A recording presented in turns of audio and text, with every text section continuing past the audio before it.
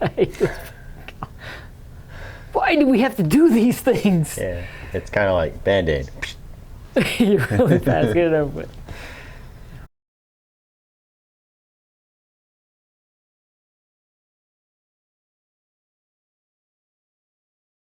Hey, this is Dondi.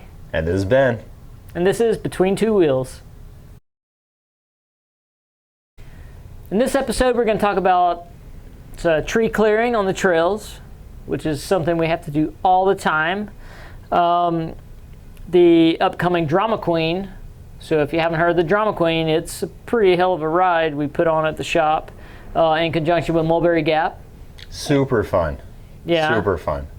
And it's kind of like you suffer a whole lot, and there's a lot of drama. And then beyond that, it's going to be going down Windy Gap, which is one of the best downhill trails in North Georgia. Super fun, lots of jumps, kind of white knuckle kind of stuff. Big berms. Yeah, few.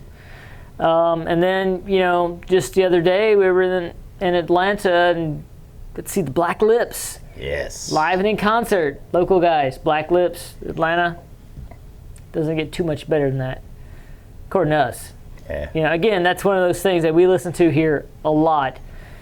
People Movers. If you don't like it, you should. Yeah, People Movers is good, but we listen to way more Black Lips. It's just like, yes.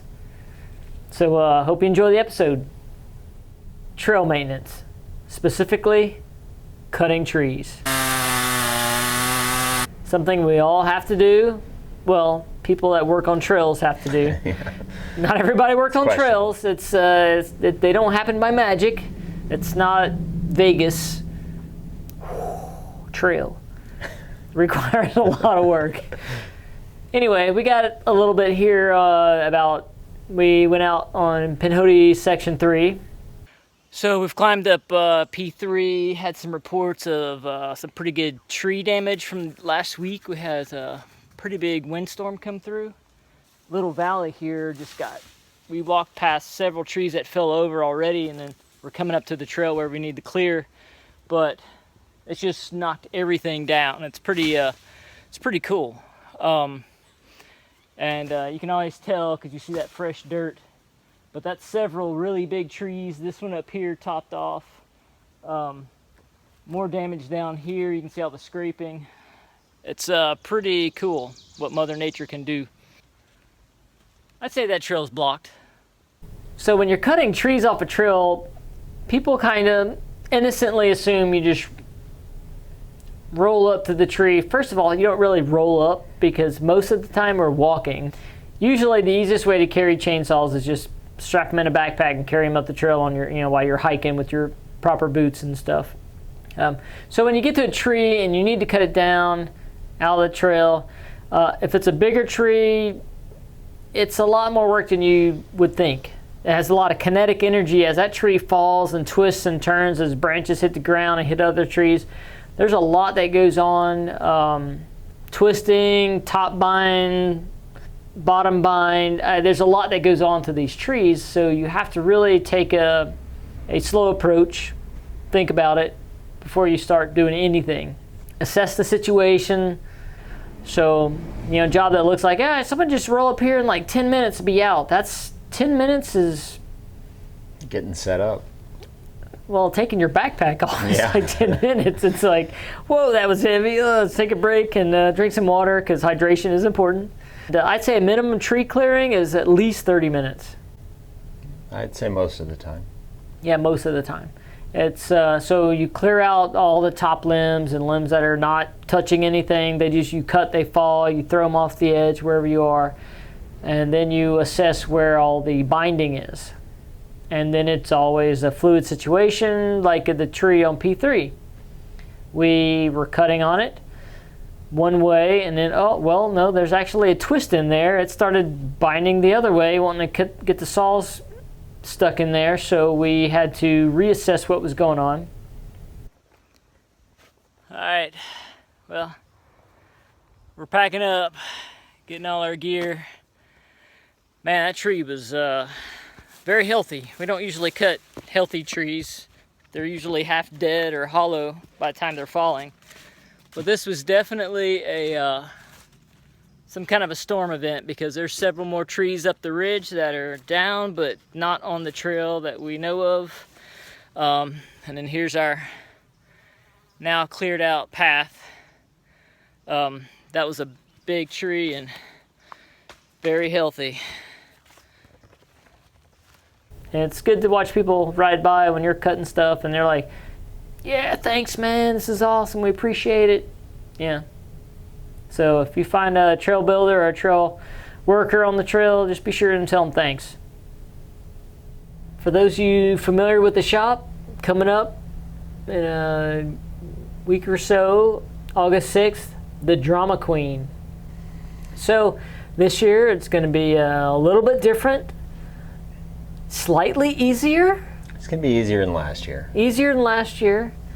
I'd say more fun than last year. Oh, yeah. You know, because one of the cool things, instead of going up one of the best downhills in North Georgia, you're actually going to go down the downhill trail and really experience all the jumps and berms and all that good stuff. That's Windy Gap.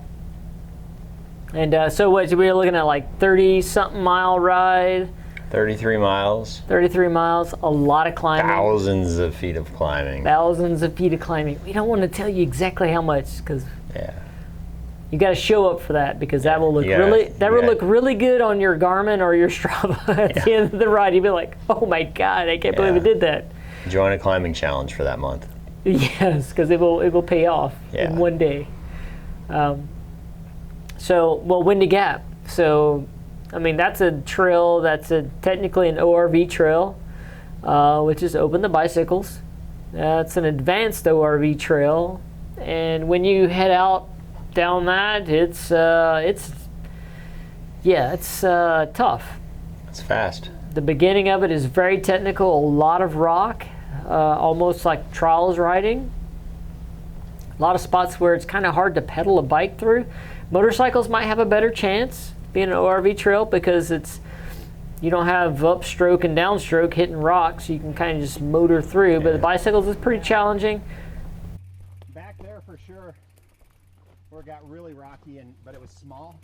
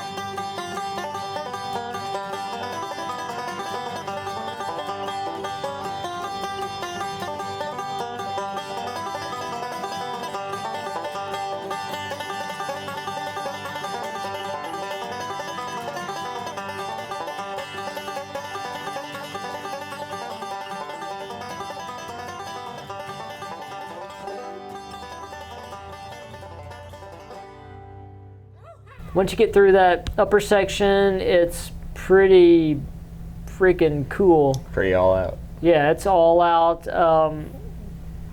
Super fast downhills. I mean, you'll be hitting 30 plus easy, I would think. A lot of big jumps, berms. You know, we got a little footage here showing what's going on. It's a good time. We'll be sitting at the bottom if you come out and do it.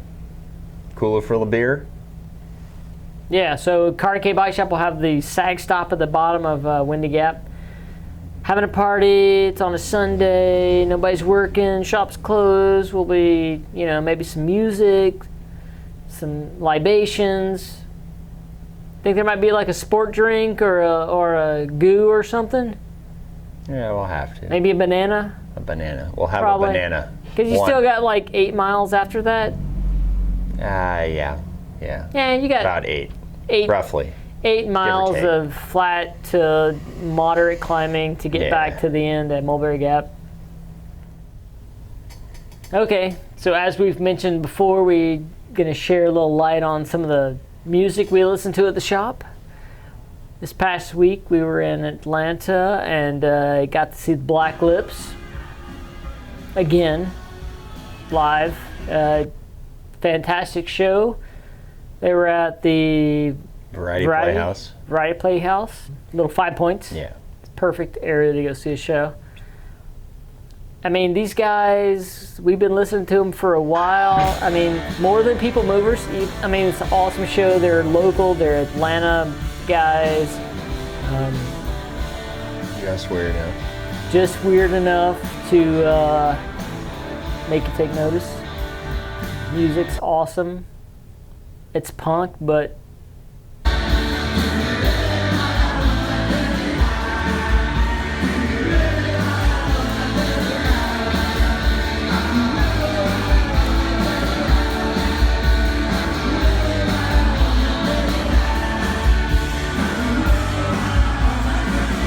melodic, Yeah. kinda.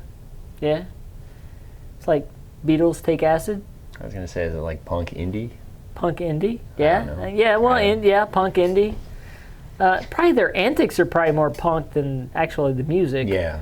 Like indie music, but like punk antics. Yeah. Yeah. There's been stories about them, and I'm pretty sure there's been jail time.